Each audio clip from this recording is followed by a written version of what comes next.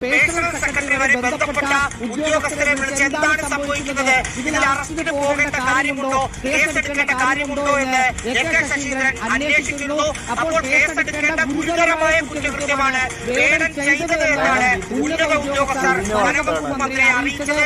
അതനുസരിച്ചാണ് അറസ്റ്റ് അടക്കമുള്ള നീക്കങ്ങളുമായി മുന്നോട്ട് പോകാനുള്ള അനുമതി വനംവകുപ്പ് നൽകിയത്. വനംവകുപ്പിനെ സംബന്ധിച്ച ഒരു പ്രശ്നമുണ്ട്. പോലീസിന് ഒരു കേസെടുത്തു കഴിഞ്ഞാൽ അതിലേതെങ്കിലും തരത്തിൽ പാളിച്ചകളുണ്ടെങ്കിൽ FIR-ൽ അതിന്റെ വകുപ്പുകളുടെ രൂപത്തിൽ സ്റ്റേഷൻ ജാമ്യത്തിൽ പറഞ്ഞേക്കാം. പക്ഷെ വനംവകുപ്പിന് കോടതിയിൽ കൊണ്ടുപോയി സമർപ്പിച്ചതിനു ശേഷം മാത്രമേ ജാമ്യം നൽകാൻ കഴിയൂ എന്നാണ് വനംവകുപ്പിലെ ഉന്നത ഉദ്യോഗസ്ഥരോട് സംസാരിച്ചപ്പോൾ മനസ്സിലാക്കിയത്. അതുകൊണ്ട് തന്നെ കൃത്യമായ തെളിവുകൾ ഉണ്ടെങ്കിൽ മാത്രം വേടനെതിരെ നീക്കങ്ങൾ നടത്തുക എന്നതായിരുന്നു വനംവകുപ്പ് മന്ത്രിയുടെ നിർദ്ദേശം. തെളിവുകൾ ഉണ്ടെന്ന് ഉദ്യോഗസ്ഥർ മന്ത്രിയോട് പറയുകയും ചെയ്തു. ഇതിന്റെ അടിസ്ഥാനത്തിൽ മുന്നോട്ട് പോകാൻ പറഞ്ഞതാണ്. പക്ഷെ മുന്നോട്ട് പോയപ്പോൾ വനംവകുപ്പ് മാത്രം